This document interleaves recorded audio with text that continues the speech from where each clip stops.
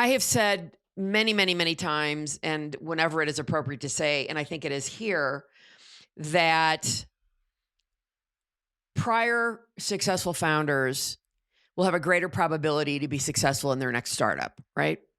Not, I mean, it's not a guarantee. It's never a guarantee, but you have a greater probability to succeed. Whereas first time founders have a greater probability to fail because they've never done it before. They have to go through all their mistakes. So, if you look at, first of all, how did the four of you come together in this particular venture?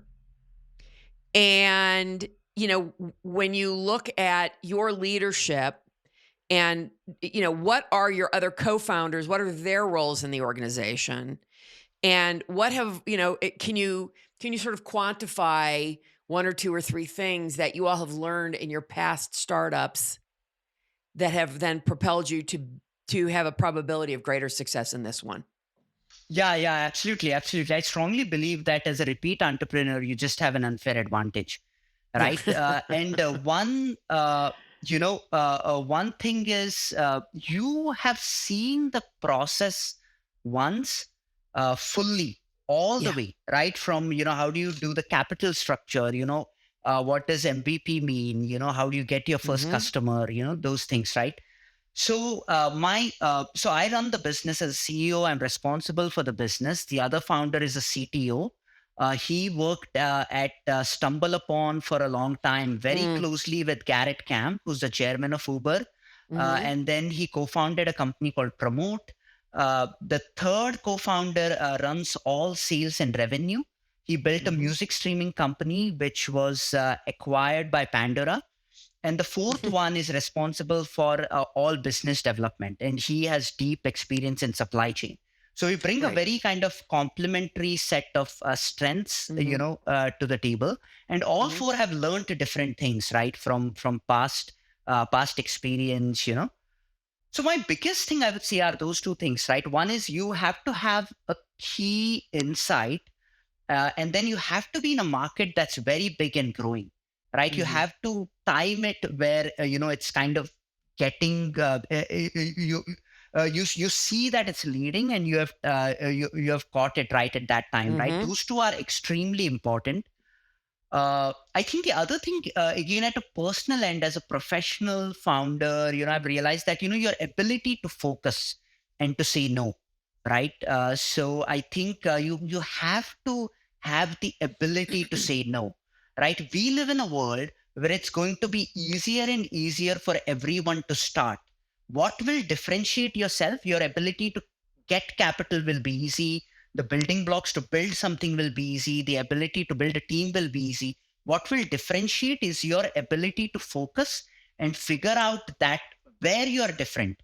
That is super important, right? And that is something you have to develop over a period of time.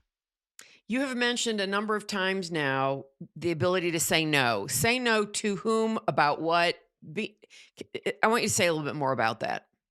Yeah, you have to have the ability to say no to uh, what you're building, right? So if you're trying to build something, let's say you're building, in this case, a SaaS ESG product. The Mhm. moment you start there and you're out in the market, you'll have a tsunami of requests saying, why don't you do this? Why don't you do that? Why don't you do this? So you have to say no to 99% of the things on the product side. Right. On the commercial side, you have to say no to a lot of things, right? You have to say no to revenue that is not strategically right. Example, Right. as a product company, you will have Mhm. hundreds of opportunities to say, yes to professional services revenue, Mhm. right? Revenue, which is very people driven, where, the people are part of the cogs, your margin is low, Mhm. it's a different kind of business. You don't want to build that, but you'll find early customers who will say, why don't you also help me build my ESG journey? And so give me the advisors, give me the professional services people, and then I'll buy your product. Right. So how do you say no to that when you're not even uh, Right. you're Yeah. not even there yet, right? And my Ennis had a quote. My ex partner, Uh-huh. and I really really think about that always, right? Startups don't starve, they drown.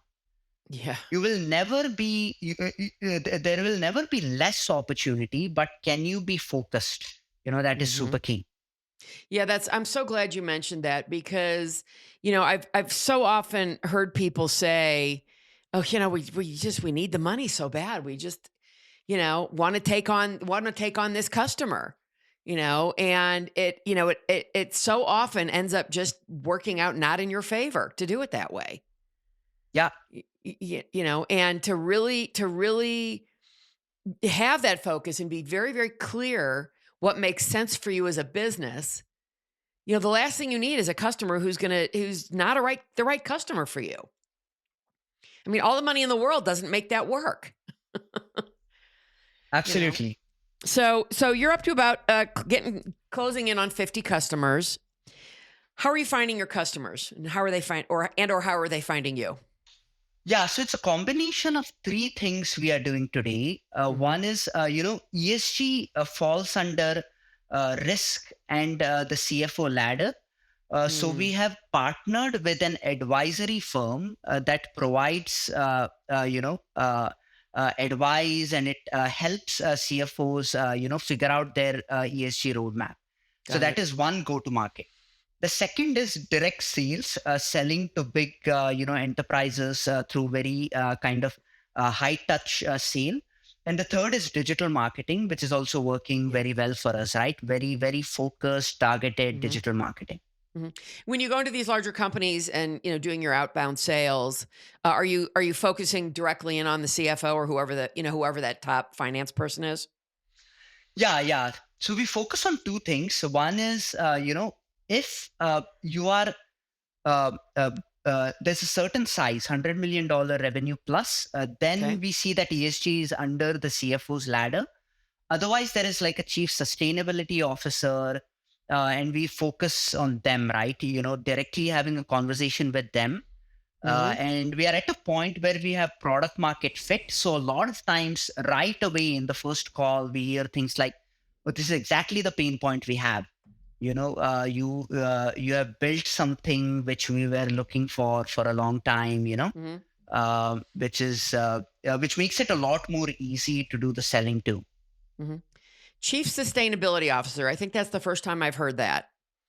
So is that is that taking off? How many? Could you even wager a guess of 100% of the companies out there? How many actually have that role? 2%, 1%. No, I think it's double digit. Okay. I think in traditional businesses, right? Fashion, textile, mining, energy. Sure. You now by default have a chief sustainability officer. Got it. Uh, in modern businesses like tech, you call them chief impact officer. Diversity Mm-hmm. of person, chief of Mm-hmm. diversity. Mm-hmm. But it's there now, right? It's definitely there, in higher digit, double digit. Interesting. So you mentioned that are you typically targeting the north of $100 million company? Or, Yes, where's yes. your so okay. So have any, is it that the smaller companies are just not in your sweet spot, or they're just not thinking about this as yet? Yeah, I think that's a very, very good question, right? So what happens is, once you're north of 100 million, this falls under compliance for you. So you Ah, have almost like there's a forcing function to start doing something about this, the data yeah. management Yeah. piece. So the sale is a lot more easier. And then we once we start working with them, their suppliers who are smaller, Mhm. we onboard them on the platform, Mhm. and then we start upselling to them, right? So there's a network effect which naturally happens in our product, where if we got like a huge book company, book Mhm. publisher, their Mhm. suppliers will be onboarded. Then they have to use the product to provide data, and once they start doing that, we can upsell them and get them on our kind of paid tier. Carol Schultz here. Thanks for watching this excerpt from Authentically Successful. The conversation doesn't end there. So if you want to hear this episode in full and all my conversations with many other successful founders and CEOs, please visit verticalelevation.com/podcast.